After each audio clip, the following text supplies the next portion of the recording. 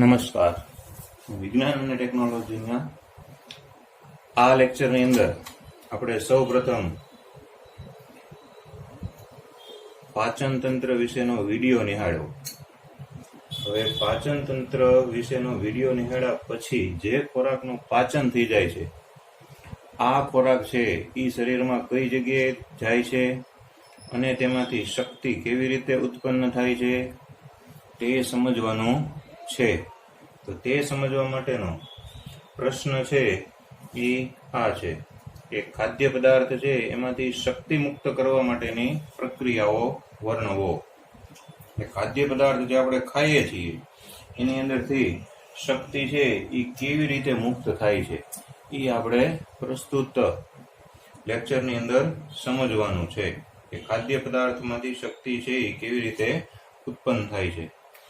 અથવા તો બીજી રીતે પ્રશ્ન પૂછાય છે, ગ્લુકોઝના વિઘટનની પ્રક્રિયા વિવિધ પરિપથ દ્વારા સમજાવો, અને અથવા શ્વસનના પ્રકારો. એમ 3 રીતે પ્રશ્ન છે આપણને પૂછાઈ શકે છે.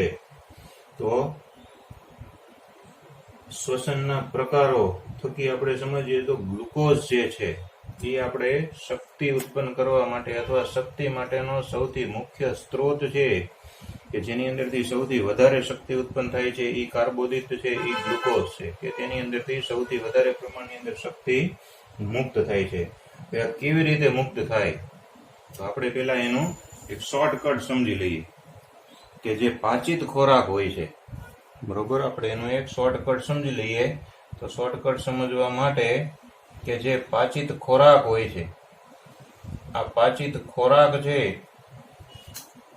એ સીધો જશે ક્યાં આગળ, કે પાચિત ખોરાક છે એ સીધો જશે કોષ રસની અંદર.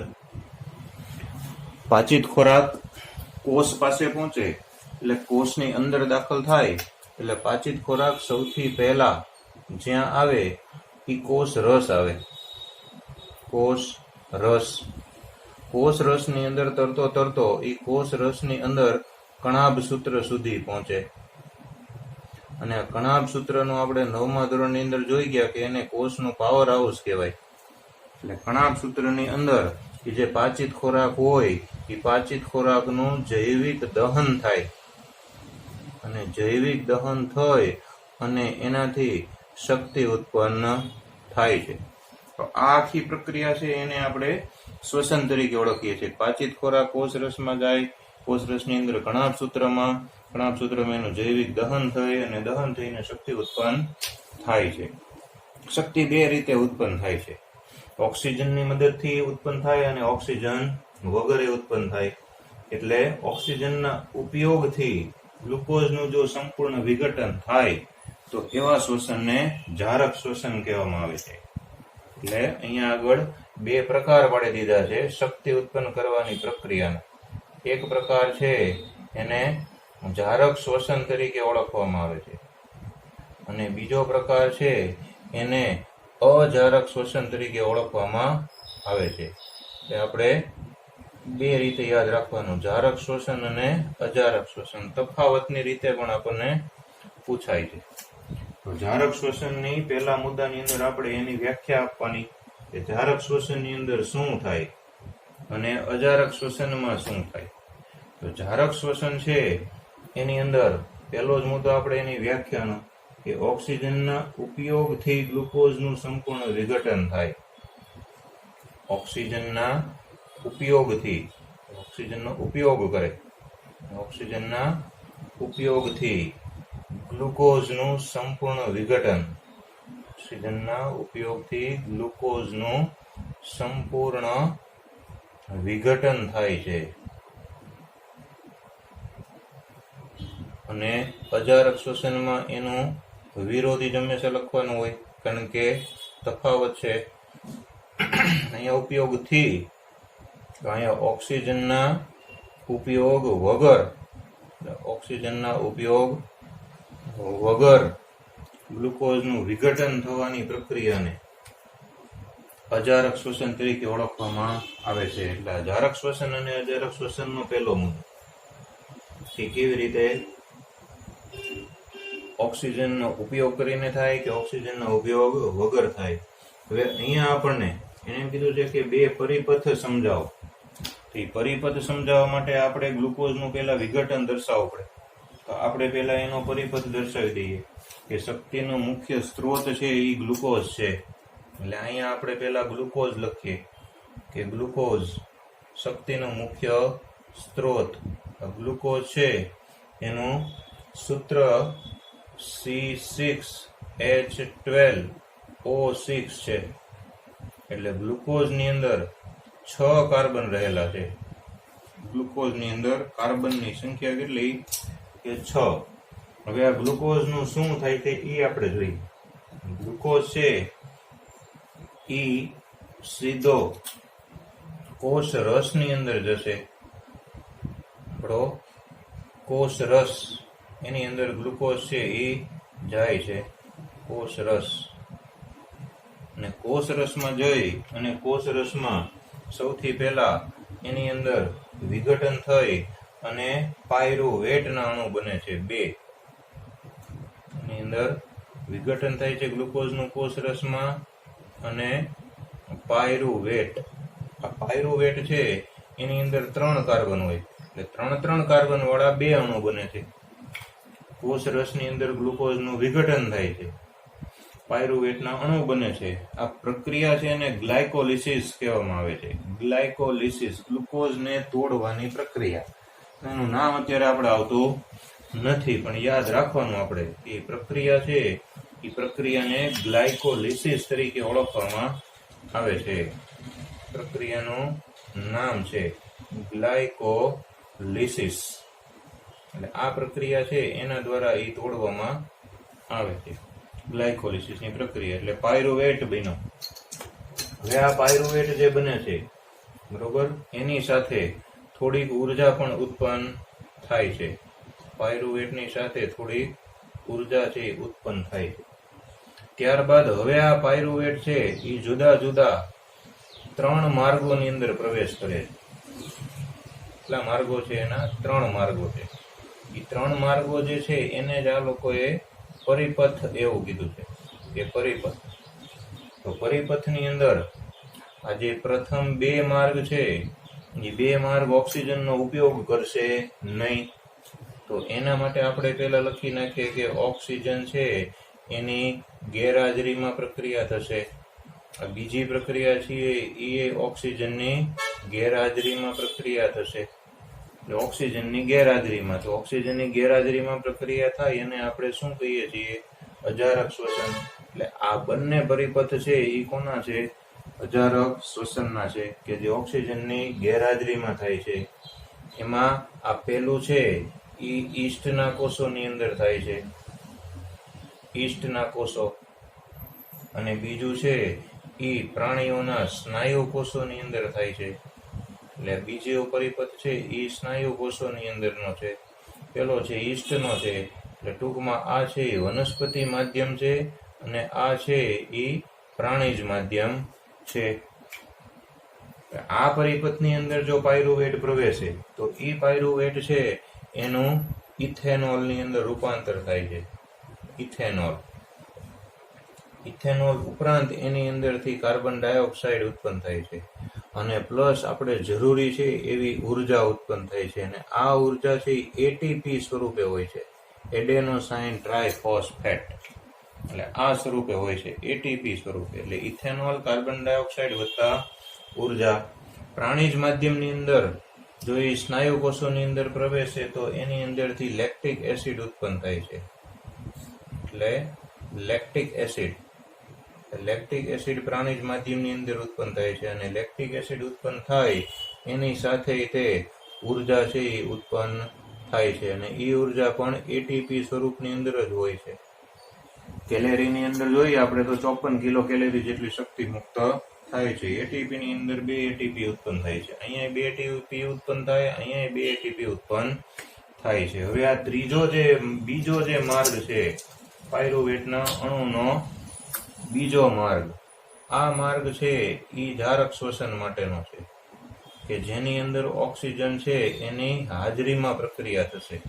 એટલે આ પરિપથ ત્રીજો પરિપથ, એની અંદર આપણે શું લખવાનું તો કે એની અંદર આપણે લખવાનું કે ઓક્સિજન છે એ એની અંદર હાજર હોય છે, ઓક્સિજન હાજર, અને આ પ્રક્રિયા છે એ કણાભ સૂત્રમાં થાય છે, કણાભ સૂત્રમાં થાય છે. એટલે જારક શ્વસનની પ્રક્રિયા છે એ કણાભ સૂત્ર સુધી પહોંચે છે, અહીંયા સુધી, અને અજારક શ્વસનની પ્રક્રિયા છે એ અહીંયા આગળ પૂરી થઈ જાય છે. જારક શ્વસનની પ્રક્રિયા છે એ કણાભ સૂત્ર સુધી પહોંચીને પછી શક્તિ ઉત્પન્ન થાય, જ્યારે અજારક શ્વસનની પ્રક્રિયા કોષરસમાં પૂરી થઈ જાય છે. તો ઓક્સિજનની હાજરીમાં પ્રક્રિયા થાય ત્યારે પાયરુવેટનું શું થાય તો કે પાયરુવેટમાંથી કાર્બન ડાયોક્સાઇડ અને પાણી ઉત્પન્ન થાય.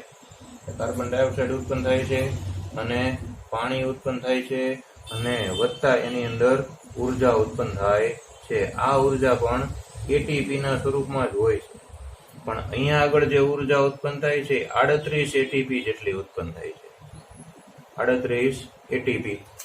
જ્યારે અજારક શ્વસનની અંદર હમણાં આપણે એમ વાત કરી કે આ પહેલો પરિપથ છે એની અંદર તે 2 એટીપી જેટલી ઉત્પન્ન થાય છે.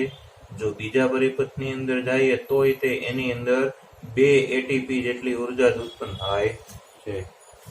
એટલે જારક શ્વસનની અંદર અજારક શ્વસન કરતા વધુ પ્રમાણમાં ઉર્જા ઉત્પન્ન થાય છે. એટલે આ 3 પરિપથ છે, આ 2 અજારક શ્વસનના છે અને આ જારક શ્વસનનું છે. તો હવે આપણે એના ઉપરથી આ બંને તફાવતના મુદ્દા છે એ લખી શકીએ. તો તફાવતના મુદ્દા હવે આ પરિપથ યાદ રાખી એની ઉપરથી જ બોલાઈ જાય. 3 વખત લખી અને પાકું કરવાનું છે. પાકું કરવા જેવું કઈ છે જ નહીં. ગ્લુકોઝમાંથી પાયરુવેટ બને છે. પાયરુવેટ જો ઓક્સિજનની ગેરહાજરીમાં ઈસ્ટના કોષોમાં જાય તો ઇથેનોલ, કાર્બન ડાયોક્સાઇડ અને ઉર્જા ઉત્પન્ન થાય છે. આ પાયરુવેટ જો સ્નાયુ કોષોની અંદર જાય તો ઓક્સિજનની ગેરહાજરીમાં તેમાંથી લેક્ટિક એસિડ અને ઉર્જા ઉત્પન્ન થાય છે.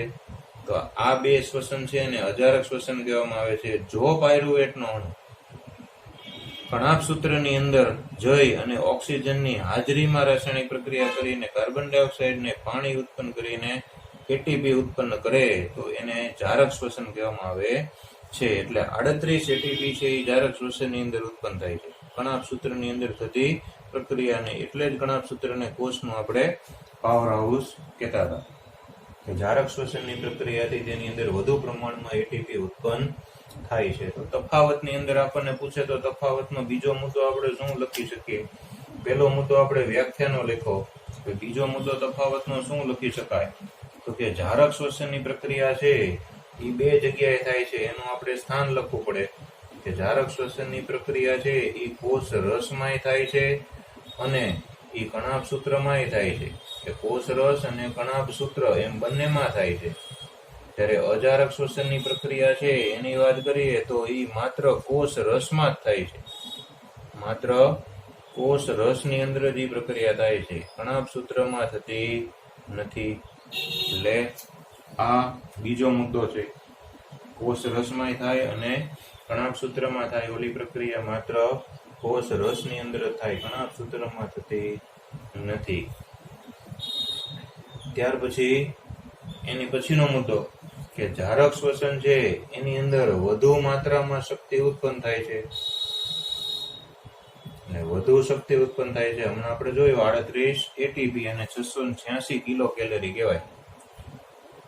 અને અહીંયા આગળ અજારક શ્વસનની અંદર ઓછી માત્રામાં શક્તિ ઉત્પન્ન થાય છે. ઓલામાં વધુ શક્તિ ઉત્પન્ન થાય, અજારકમાં ઓછી શક્તિ ઉત્પન્ન થાય છે, એટલે 2 એટીપી જેટલું. ત્યાર પછી ત્રીજો મુદ્દો આપણે લખવો હોય તફાવતનો, તોય આપણે લખી શકીએ કે જારક શ્વસનની પ્રક્રિયા છે એની અંદર કાર્બન ડાયોક્સાઇડ અને પાણી ઉત્પન્ન થાય છે. કાર્બન ડાયોક્સાઇડ અને પાણી છે એ ઉત્પન્ન થાય છે. જ્યારે અજારક શ્વસનની પ્રક્રિયા છે એમાં ઇથેનોલ અને કાર્બન ડાયોક્સાઇડ અથવા લેક્ટિક એસિડ ઉત્પન્ન થાય છે. ઇથેનોલ અને કાર્બન ડાયોક્સાઇડ અથવા લેક્ટિક એસિડ, એવી રીતે બોલવાનું. કારણ કે વનસ્પતિ હોય તો ઇથેનોલ અને કાર્બન ડાયોક્સાઇડ ઉત્પન્ન થાય, પ્રાણીજ માધ્યમ હોય તો લેક્ટિક એસિડ ઉત્પન્ન થાય. એટલે એમ બોલવાનું, ઇથેનોલ અને કાર્બન ડાયોક્સાઇડ અથવા લેક્ટિક એસિડ ઉત્પન્ન થાય છે. એટલે આપણા તફાવતનો ચોથો મુદ્દો થઈ ગયો. હવે તફાવતનો પાંચમો મુદ્દો જો બનાવવો હોય તો એક બને છે કે કણાભ સૂત્ર છે એ કોઈ દિવસ કોઈ નીચલી કક્ષાના પ્રાણીઓની અંદર હોતું નથી. કારણ કે નીચલી કક્ષાના પ્રાણીઓની અંદર પ્રાથમિક પ્રકારનો કોષ હોય, એટલે એમાં પૂરેપૂરી અંગિકાઓ હોતી નથી. એટલે આ નીચલી કક્ષાના પ્રાણી અને વનસ્પતિમાં જોવા મળે છે અજારક શ્વસન. જારક શ્વસન ઉચ્ચ કક્ષાના પ્રાણી અને વનસ્પતિઓની અંદર જોવા મળે છે. તો એ મુદ્દો આપણે એક એક્સ્ટ્રા લખી શકીએ. તો 5 મુદ્દા છે એ તફાવતના આવી રીતે બને છે. એટલે ગ્લુકોઝના વિઘટનની પ્રક્રિયા વિવિધ પરિપથ દ્વારા સમજાવવું એવું કે તો આ રીતે આપણે લખી નાખવાનું. પહેલા ગ્લુકોઝ છે શક્તિનો મોટો સ્ત્રોત છે, કોષ રસની અંદર પસાર થાય. કોષ રસની અંદર પસાર થાય એટલે એની અંદરથી પાયરુવેટના 2 અણુ એની અંદરથી ઉત્પન્ન થાય, સાથે થોડી ઉર્જા ઉત્પન્ન થાય. હવે આ પાયરુવેટ છે એ વિવિધ 3 માર્ગે પ્રવેશી અને શક્તિ ઉત્પન્ન કરે છે. તો આ પ્રક્રિયા છે એ શ્વસનના પ્રકારો તરીકે ઓળખવામાં આવે છે. અહીંયા આપણો એ પ્રશ્ન પૂરો થયો કે શ્વસનના પ્રકારો સમજાવો અથવા ગ્લુકોઝના વિઘટનને વિવિધ પરિપથ દ્વારા સમજાવો. તો આપણે આ પરિપથ દોરી અને સમજાવી દીધું. હવે આપણો એક નવો પ્રશ્ન આવે છે, નાની એવી ટૂંક નોંધ આવે છે કે જે હમણાં આપણે વાત કરીએ ક્યારની, બરોબર, કે આ એટીપી. તો એટીપી છે એ શું છે એના વિશે વાત કરીએ. તો એટીપી છે એ શું છે ટૂંક નોંધ આપણને પૂછે એવી કે સમજાવો. તો એટીપી છે એના પૂરું નામ પેલા યાદ રાખો. એટીપી છે એને એડેનોસાઇન ટ્રાઇફોસ્ફેટ, એડેનોસાઇન ટ્રાઇફોસ્ફેટ તરીકે ઓળખવામાં આવે છે. ઘણા એડી નો સાઇન એમ કે એડી નો સાઇન લખો તોય હાલે, કારણ કે ઇંગ્લિશમાં એ સ્પેલિંગ ની અંદર ઈ આવે છે તો એડેનો સાઇન થાય, પણ ઘણા એડી નો બોલે છે તો હાલે. એડીનો સાઇન ટ્રાઇફોસ્ફેટ એટીપી. એટીપી છે એ શું છે તો કે એટીપી છે એ કોષની પ્રક્રિયામાં ઉર્જાનું ચલણ છે. જે કોષીય જેટલી પ્રક્રિયા થતી હોય છે એ કોષીય પ્રક્રિયાઓ જેટલી પ્રક્રિયા થાય એ પ્રક્રિયામાં એ ઉર્જા ચલણ એટલે નાણું, બરોબર. આપણે બજારમાં જાય કોઈ વસ્તુ લેવા જવી હોય તો પહેલી જરૂર છે એ ખરીદી કરવા માટે ચલણની જરૂર પડે, પૈસાની જરૂર પડે છે. એવી રીતે કોષની અંદર કોઈ પણ રાસાયણિક પ્રક્રિયા થતી હોય, જૈવ રાસાયણિક પ્રક્રિયા થતી હોય તો સૌથી પહેલા એની અંદર શક્તિ, ઉર્જા, એટીપી ની જરૂર પડે છે. એટલે એટીપી છે એ કોષની અંદર વપરાતું ચલણ છે. ચલણ દરેક જગ્યાએ અલગ અલગ હોય છે. જેમ કે આપણે રૂપિયો ચલણ છે તો અમેરિકામાં રૂપિયો ન હાલે, ત્યાં આગળ ડોલર ચલણમાં આવે. એવી રીતે અલગ અલગ દેશમાં અલગ અલગ ચલણ હોય. એમ કોષની અંદર રાસાયણિક પ્રક્રિયાઓ છે એનું ચલણ શું છે તો કે એનું ચલણ એટીપી છે. હવે એટીપી છે એ એક પ્રકારનું શક્તિનું પેકેટ છે. એટીપી માંથી શક્તિ છે એ ઉર્જા ઉત્પન્ન થાય છે. એટીપી છે એ કેવી રીતે બને છે એ આપણે જોઈ લઈએ. એટીપી નું સંશ્લેષણ, કે એટીપી કઈ રીતે બને છે. તો સંશ્લેષણ આપણે કરીએ તો એટીપી છે એ એડીપી ની સાથે એક અજારક ફોસ્ફેટ જોડાઈને બને છે, એડીપી. હવે પ્રશ્ન એવો કે એડીપી શું છે તો એડીપી છે એ એડેનોસાઇન ડાયફોસ્ફેટ. આ ટ્રાયફોસ્ફેટ, ઓલો ડાયફોસ્ફેટ. તો ડાયફોસ્ફેટ એટલે એડીપી. આ એડીપી ની સાથે એક અકાર્બનિક ફોસ્ફેટનો અણુ છે એ જોડાય છે, અને એ અકાર્બનિક ફોસ્ફેટનો અણુ જોડાય ત્યારે થોડીક ઉર્જા એને મળે છે, અને એ ઉર્જા મળે એટલે એડીપી છે એ જોડાઈ જાય છે, અને જોડાય અને આવી રીતે ફોસ્ફેટની સાથે જોડાય એટલે એડીપી ની બદલે એ એટીપી બને. ડાયફોસ્ફેટ ની બદલે હવે એ ટ્રાયફોસ્ફેટ થઈ ગયું. એટલે આવી રીતે એટીપી છે એ ઉત્પન્ન થાય છે.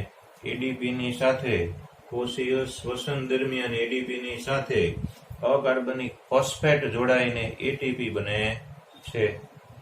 હવે એટીપી છે એની અંદર ફોસ્ફેટના 3 બંધ હોય. આવા 3 ટ્રાયફોસ્ફેટ એટલે 3 ફોસ્ફેટ જોડાયેલા હોય. 3 ફોસ્ફેટ જોડાયેલા હોય રાસાયણિક બંધથી જોડાયેલા હોય. તો એમાં જે છેલ્લો રાસાયણિક બંધ જ્યારે તૂટે, ત્યારે એની અંદરથી એટલે કે એટીપી માંથી 30.5 કિલો જૂલ પ્રતિ મોલ 30.5 કિલો જૂલ પ્રતિ મોલ જેટલી શક્તિ ઉત્પન્ન થાય છે. ક્યાંથી ઉત્પન્ન થાય? તો કે છેલ્લા બંધમાંથી 30.5 કિલો જૂલ પ્રતિ મોલ જેટલી શક્તિ છે ઉત્પન્ન થાય છે અને મુક્ત થાય છે. અને શરીરની તમામ જૈવિક પ્રક્રિયાઓ છે, પ્રચલન છે, પ્રોટીન સંશ્લેષણ છે, સ્નાયુ સંકોચન છે, દરેક પ્રક્રિયાઓ, પાચન, પોષણ, શ્વસન, પ્રચલન, હલનચલન, દરેક પ્રક્રિયામાં એટીપી નો ઉપયોગ થાય છે. એટલે છેલ્લો મુદ્દો એના ઉપયોગનો લખવાનો કે કોષની દરેક પ્રક્રિયા અને શરીરની દરેક પ્રક્રિયા. કેમ કે આપણે એક જગ્યાએથી બીજી જગ્યાએ જવું હોય અને 2 દિવસ ઉપવાસ કર્યો હોય તો આપણે જઈ ન શકીએ. કેમ? તો કે શક્તિ ન હોય એટલે પ્રચલનની પ્રક્રિયા આપણાથી થાય નહીં. એટલે કોષની દરેક પ્રક્રિયામાં, દરેક શારીરિક પ્રક્રિયાની અંદર એટીપી છે એ શક્તિના સ્ત્રોત તરીકે વર્તે છે. એટીપી શક્તિનો મુખ્ય સ્ત્રોત છે. અહીંયા આપણે એટીપી ની ટૂંક નોંધ 2 માર્કની અંદર આપણને પૂછાય છે તો આપણે એ રીતે લખવાની. હવે આપણે વનસ્પતિમાં કઈ રીતે વાયુ વિનિમય થાય છે એ આપણે સમજી લઈએ. ઓકે, તો નેક્સ્ટ પ્રશ્ન, વનસ્પતિમાં વાયુ વિનિમય સમજાવો. વનસ્પતિ છે એ વાયુનું વિનિમય એટલે કે આપલે કઈ રીતે કરે છે. આમ તો આપણે એ પ્રશ્નની અંદર એક વખત જોઈ ગયા કે વનસ્પતિની અંદર વાયુરંધ્ર છે અથવા પર્ણરંધ્ર છે એના દ્વારા વાયુ વિનિમય થાય છે. એટલે વનસ્પતિની અંદર વાયુ વિનિમય માટે જવાબદાર કોણ છે? તો વનસ્પતિમાં વાયુ વિનિમય છે એ પર્ણરંધ્ર અથવા તો વાયુરંધ્ર બેમાંથી ગમે એ નામ વડે એને ઓળખવામાં આવે તેના વડે થાય છે. પર્ણરંધ્ર કે વાયુરંધ્ર વડે વનસ્પતિની અંદર વાયુ વિનિમય થાય છે. ત્યાર પછી ઓક્સિજન અને કાર્બન ડાયોક્સાઇડ છે એ કોષમાં કઈ ક્રિયાથી આવે છે અને કઈ ક્રિયાથી બહાર થાય? તો વાયુ વિનિમય મુખ્યત્વે 2 વાયુનો થાય, ઓક્સિજન અને કાર્બન ડાયોક્સાઇડ. ઓક્સિજન અને કાર્બન ડાયોક્સાઇડ છે એ પ્રસરણની ક્રિયાથી, પ્રસરણની જે ક્રિયા છે એ પ્રસરણની ક્રિયાથી કોષની અંદર આવે છે અને કોષમાંથી બહાર જાય છે. એનો બીજો મુદ્દો છે. ઓક્સિજન અને કાર્બન ડાયોક્સાઇડ પ્રસરણની ક્રિયાથી કોષની અંદર આવે અને કોષમાંથી બહાર જાય છે. હવે અંદર આવવું કોષની કે કોષની બહાર જવું એ વનસ્પતિની આવશ્યકતાઓ પર આધાર રાખે છે.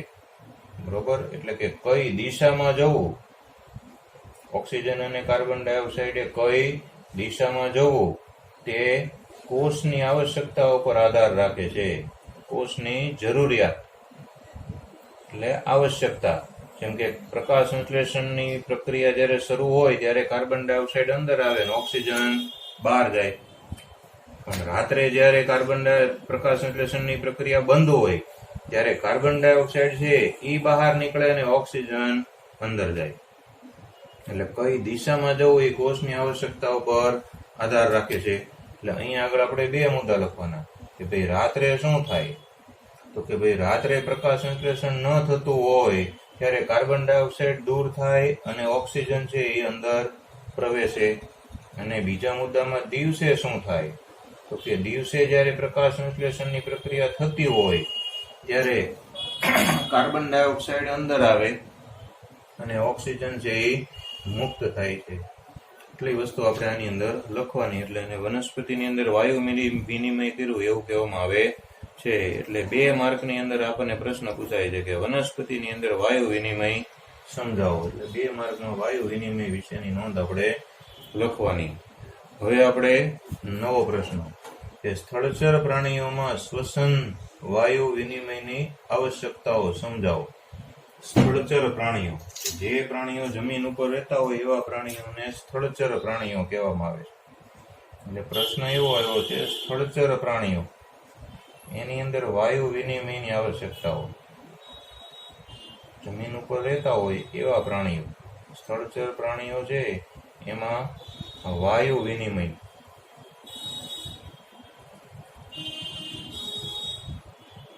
એની આવશ્યકતાઓ.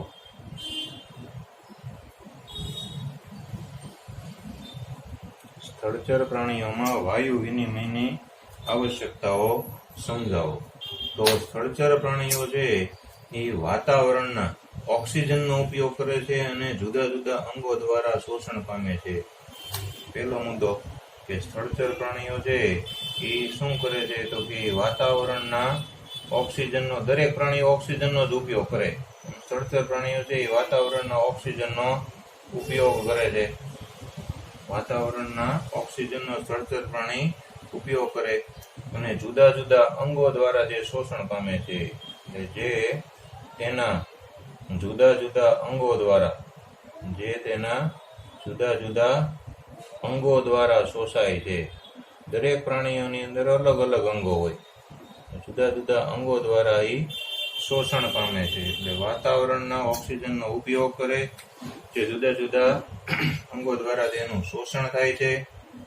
હવે એની આવશ્યકતાઓ કઈ કઈ એ આપણે જોઈ લઈએ. તો એનો મુદ્દો બનાવી નાખવાનો આપણે કે ભાઈ આ ઓક્સિજનનો ઉપયોગ કરે છે તો એની આવશ્યકતાઓ કઈ કઈ છે. તો હવેનો મુદ્દો છે એ એની આવશ્યકતાઓ.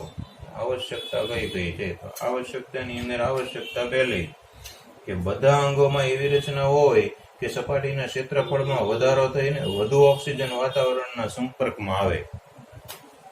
પહેલો મુદ્દો એ કે બધા અંગો છે એ બધા અંગોની એવી રચના હોય છે, બધા અંગોની એવી રચના હોય છે કે જે, બધા અંગોની એવી રચના હોય છે કે જે વાતાવરણના વધુ ને વધુ સંપર્કમાં આવે એવી સપાટીનું ક્ષેત્રફળ છે. એટલે બધા અંગોની એવી રચના હોય છે કે જે સપાટીનું ક્ષેત્રફળ વધારી શકે અને વાતાવરણના વધુ ને વધુ સંપર્કની અંદર એની સપાટી આવે. એટલે પેલું છે એની રચના ઉપરથી. પછી ઓક્સિજન અને કાર્બન ડાયોક્સાઇડના વિનિમય માટે એની જે ત્વચા હોય છે અથવા તો વિનિમય માટેની જે સપાટી હોય છે એ સપાટી છે એ પાતળી અને નાજુક હોવી જોઈએ. એટલે બીજું એ કે ઓક્સિજન અને કાર્બન ડાયોક્સાઇડ એના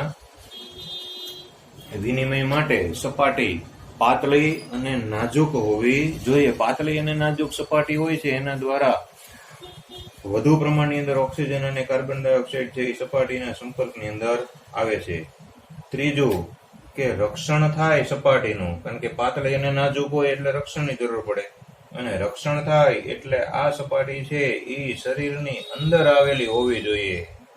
શરીરની અંદર આવેલી હોય તો એનું રક્ષણ થઈ શકે છે.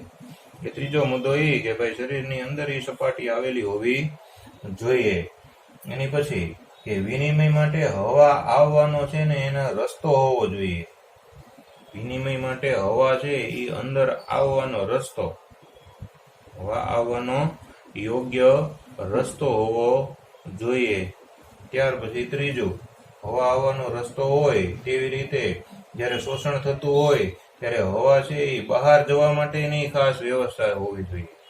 એટલે હવા છે એ બહાર જવાનો પણ રસ્તો હોવો જોઈએ, અને બહાર જવાનો માર્ગ છે એ પણ યોગ્ય હોવો જોઈએ. કારણ કે એક સમયે બંને પ્રક્રિયા થવાની, કે હવા અંદર આવવાની છે ને એ જ વખતે હવા છે એ બહાર જવાની છે. ઓક્સિજન યુક્ત હવા અંદર આવશે અને કાર્બન ડાયોક્સાઇડ યુક્ત હવા બહાર જશે. એટલે એક જ સમયે બંને પ્રક્રિયા થવાની હોવાથી હવા અંદર આવવાનો અને હવા બહાર જવાનો માર્ગ છે યોગ્ય હોવો જોઈએ. તો આટલી વસ્તુ છે એ સળચર પ્રાણીઓની અંદર વાયુ વિનિમયની આવશ્યકતાની અંદર આપણે લખવાની છે. હવે આપણે એની પછીનો નેક્સ્ટ પ્રશ્ન છે. નેક્સ્ટ પ્રશ્ન છે એ છે મનુષ્યનું શ્વસન તંત્ર.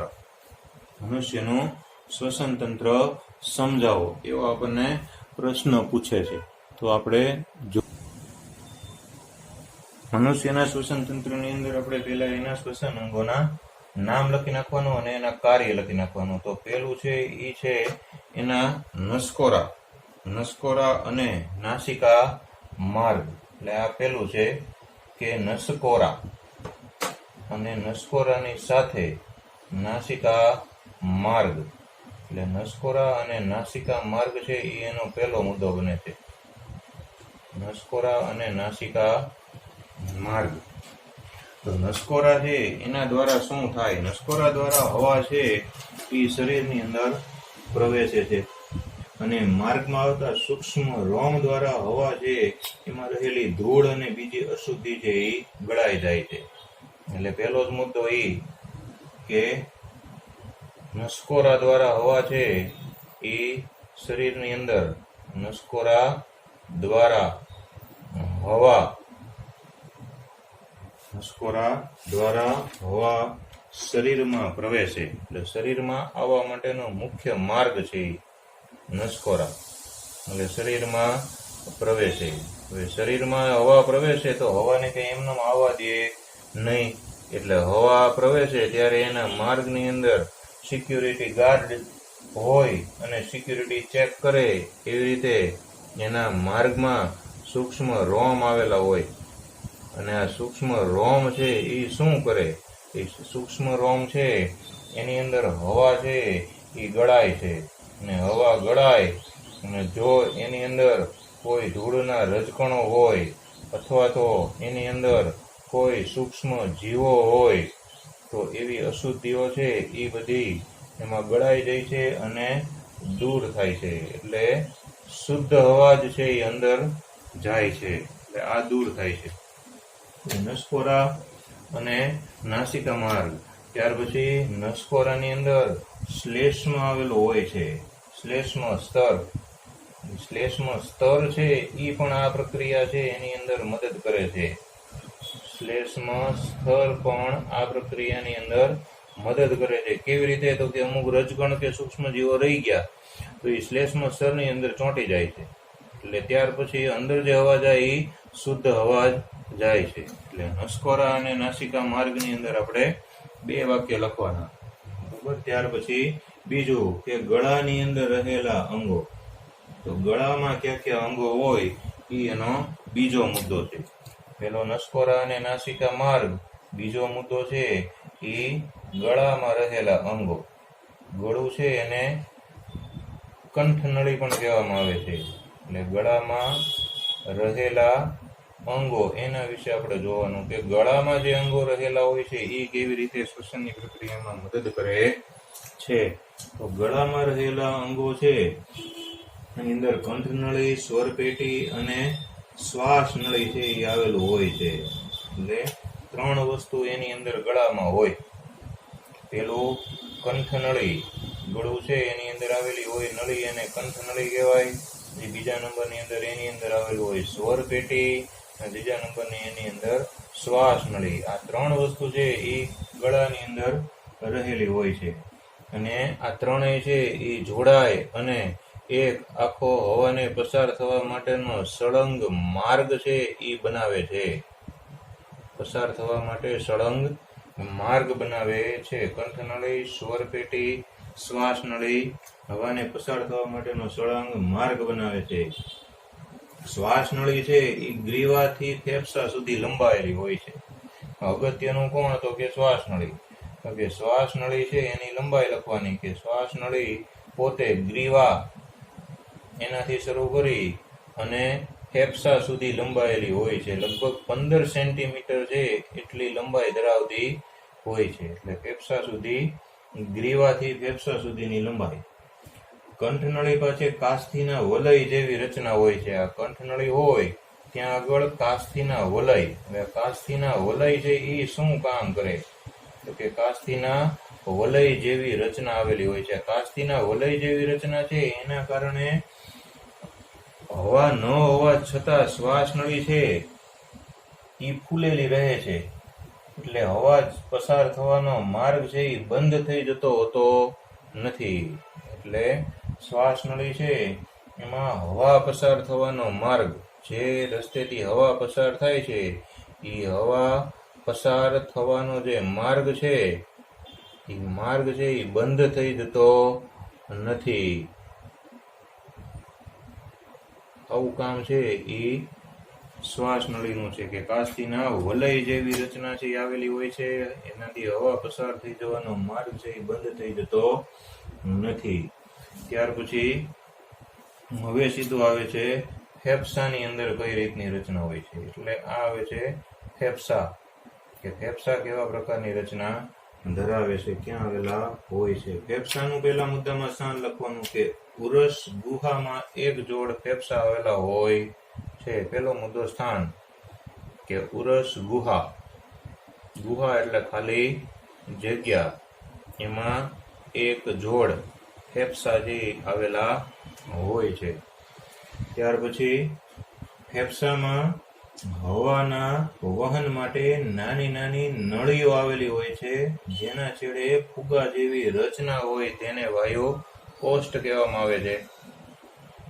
કે ફેફસામાં હવાના વહન માટે સીધું ફેફસાની અંદર જવાનું કે ફેફસા છે એ ફેફસામાં હવા પસાર થવા માટે એટલે કે હવાના વહન માટે એમાં નાની નાની નળીઓ આવેલી હોય. અને આ નાની નાની જે નળીઓ છે બરોબર, એના છેડે ફુગા જેવી રચના હોય છે. એના છેડે ફુગા જેવી રચના, અને આ ફુગા જેવી જે રચના છે એને વાયુ કોષ્ઠ તરીકે ઓળખવામાં આવે છે. એટલે ફુગા જેવી રચના વાયુ કોષ્ઠ તરીકે ઓળખાય છે. આ વાયુ કોષ્ઠ છે એની સપાટી ઉપર વાત વિનિમય થાય છે. જે હવા અંદર પ્રવેશે એ સીધી વાયુ કોષ્ઠ સુધી પહોંચી જાય, અને એ વાયુ કોષ્ઠમાં સપાટી પર આવે જ્યારે એ સપાટી પર ત્યાં આગળ વાત વિનિમય એની પ્રક્રિયા થાય છે. વાત વિનિમય એટલે હવા અંદર ઓક્સિજન આવે ને કાર્બન ડાયોક્સાઇડ બહાર નીકળે, આ પ્રક્રિયા થાય છે. અને આ વાયુ કોષ્ઠ છે એ પોતે રુધિર કેશિકાના જાળાથી વીંટળાયેલા હોય છે. વાયુ કોષ્ઠ પોતે રુધિર કેશિકા છે એની જાળીથી વીંટળાયેલા હોય છે. એટલે આટલી રચના છે એ આપણે એની અંદર લખવાના. રુધિર કેશિકાની જાળીથી વીંટળાયેલ હોય છે. આપણે એની જો આકૃતિ દોરીએ બરાબર, તો જો આવી રીતે શ્વાસ નળી આવતી હોય બરાબર, આપણે અહીંયા આગળ શ્વાસ નળી દોરીએ કે ભાઈ આવી રીતે ધારો કે શ્વાસ નળી છે એ આવે છે. શ્વાસ નળી છે એ આપણે અન્ન નળી છે એની એક્ઝેક્ટ બાજુમાં જ આવેલી હોય, અને શ્વાસ નળી આવી રીતે હમણાં જેમ આવ્યું કે કાસ્થીના વલય, આવા એની અંદર કાસ્થીના વલય આવેલા હોય, આવી રચના હોય. ત્યાર પછી અહીંથી આ શ્વાસ નળી છે એ બે ભાગની અંદર વિભાજિત થઈ જાય. બે ભાગની અંદર વિભાજિત થઈ જાય એ બંને ભાગ છે એને શ્વાસ વાહિકા તરીકે ઓળખાય. જે બંને ભાગ છે એ પોતપોતાની તરફ જે એક એક ફેફસા આવેલા હોય છે બરોબર, એ ફેફસાની અંદર પ્રવેશે છે. ધારો કે આવી રીતની ફેફસાની આપણે રચના દોરીએ, આની અંદર આપણે લગભગ દોરવાનું આવતું નથી, તો આપણે સમજૂતી માટે આકૃતિ દોરીએ છીએ કે આવી રીતે બે ફેફસા હોય તો બે ફેફસા છે એની અંદર એ શ્વાસ નળી છે એ બે ભાગની અંદર વિભાજિત થઈ અને અંદર પ્રવેશે છે. હવે અંદર પ્રવેશે ત્યારે શું થાય? તો કે અંદર પ્રવેશે એટલે આવી રીતે કેટલી ઝીણી ઝીણી સૂક્ષ્મ અને પાતળી શ્વાસ વાહિકા માંથી નળીઓ નીકળે, જેનું આપણે હમણાં વર્ણન કર્યું કે ફેફસાની અંદર શ્વાસ નળી પ્રવેશી અને કેટલી નાની નાની સૂક્ષ્મ નળીઓની અંદર વિભાજિત થાય છે. એટલે આ નાની નાની સૂક્ષ્મ નળીઓ છે. આ બધી નળી છે એના છેડે ફુગા જેવી રચના, એટલે કે આ એનો છેડો છે. તો ત્યાં છેડો છે ત્યાં આવી રીતે આમ ફુગા જેવી ફૂલેલી રચના આવેલી હોય છે. દરેક નળી છે એના છેડે આમ ફૂલેલી ફુગા જેવી રચના, દરેક નળી ફુગા જેવી આવી ફૂલેલી મસ્ત રચના ધરાવે છે. ફુગા જેવી હાઈ ક્લાસ આવી રચના, એનો છેડો છે એનો એન્ડ આવતો હોય ત્યાં ખુલ્લો ન હોય પણ ફુગા જેવી રચના હોય. એટલે જેવું આપણે એક ફેફસાની અંદર દોર્યું એવું આ બીજા ફેફસાની અંદર રીતે સેમ પ્રોસેસ હોય છે. તો આ વાયુ કોષ્ઠ, એ વાયુ કોષ્ઠ પોતે રુધિર કેશિકાની જાળીથી વીંટળાયેલા હોય છે. હવે આપણે વાયુ કોષ્ઠ વિશે વિશેષ વર્ણન કરીએ, બરોબર. તો આવી રીતે જ્યારે શ્વાસ વાહિકા છે એ અંદર પ્રવેશે છે, આ છે એ આપણી શ્વાસ નળી છે, શ્વાસ નળી, બરોબર. આને શ્વાસ વાહિની કહેવામાં આવે છે, શ્વાસ વાહિની. અને અંદર છે સૂક્ષ્મ નળી અને શ્વાસ વાહિકા કહેવાય, પણ આપણને આપ્યું નથી. તો ધારો કે આપણે આ પ્રક્રિયા છે આટલી વસ્તુ છે એને જો મોટી કરીએ તો આવી રીતે ધારો કે ઝૂમ કર્યો આપણે એ રીતે આમ આવી રીતનો વાયુ કોષ્ઠ હોય, આ વાયુ કોષ્ઠ. વાયુ કોષ્ઠ છે એ પોતે રુધિર કેશિકાના જાળા છે એનાથી વીંટળાયેલો હોય છે. હવે એ કેવી રીતે વીંટળાયેલો હોય તો કે બે પ્રકારની નળીઓ આવતી હોય છે, બરોબર છે. એક નળી છે એ લાલ કલરની હોય છે અને એ નળી છે એની અંદરથી કેટલાય બધા પ્રકારની નાની નાની વાહિકાઓ નીકળે અને એ વાહિકા છે એ આ સમગ્ર વાયુ કોષ્ઠ છે એને આવી રીતે વીંટાળી દે છે. વાયુ કોષ્ઠ છે એ આવી રીતે રુધિર કેશિકાની જાળીથી વીંટળાયેલો હોય છે. એવી રીતે અહીંયા આગળ બીજી એક નળી નીકળે, બીજી એક નળી છે એ ભૂરા કલરની હોય છે, એની અંદરથી એ રીતે કેટલાય પ્રકારની નળીઓ છે એ નીકળે છે અને એ નળીઓ છે એ આખા વાયુ કોષ્ઠને ચારેય બાજુથી વીંટાળી અને ઘેરી લે છે. એટલે આપણા મુદ્દાની અંદર વર્ણનમાં આવ્યું કે રુધિર કેશિકાના જાળાથી વીંટળાયેલા હોય છે. હવે એમાં હકીકતે થાય છે શું આખી પ્રક્રિયા એ આપણે જોઈ લઈએ કે આ જે લાલ નળી છે એ ઓક્સિજન યુક્ત રુધિર લાવે છે. લાલ નળી ઓક્સિજન યુક્ત રુધિર છે એ લાવે છે, એટલે એની અંદર ઓક્સિજન વાળું રુધિર વહેતું હોય. અને આ ભૂરી નળી છે એની અંદર કાર્બન ડાયોક્સાઇડ વાળું રુધિર વહેતું હોય.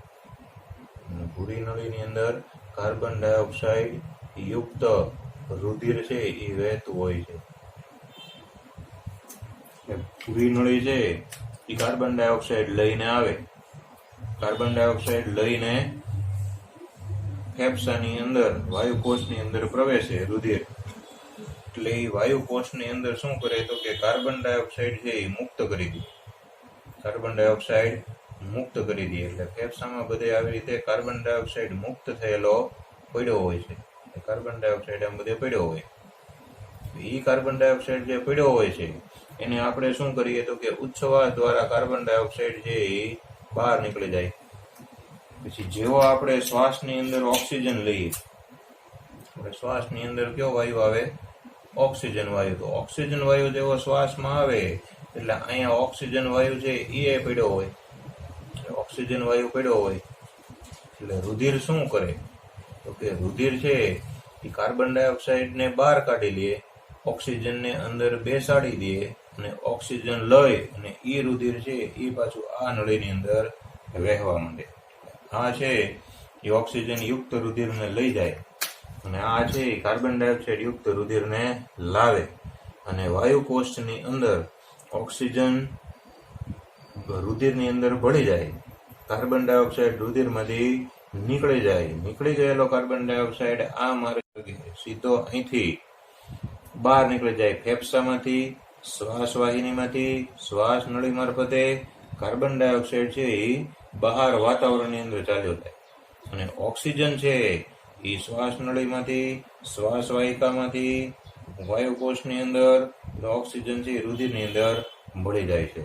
તો આ ઓક્સિજનનો આવવાનો અને ઓક્સિજનનો જવાનો આખો માર્ગ છે એ વાયુ કોષ્ઠ ઉપર આધારિત છે. તો આ આપણે ખાલી એક વાયુ કોષ્ઠ દોરેલું છે. બરાબર. હવે આપણે એક એનિમેશન વિડીયો છે એના દ્વારા વાયુ કોષ્ઠની અંદર ઓક્સિજન અને કાર્બન ડાયોક્સાઇડને વિનિમયની પ્રક્રિયા જોશું. એટલે આપણને એક્ઝેક્ટ આઈડિયા આવે કે ઓક્સિજન અને કાર્બન ડાયોક્સાઇડ કેવી રીતે વિનિમય પામે છે. તો હવે જોઈએ એનિમેશન વિડીયો અથવા એના ફોટોગ્રાફ.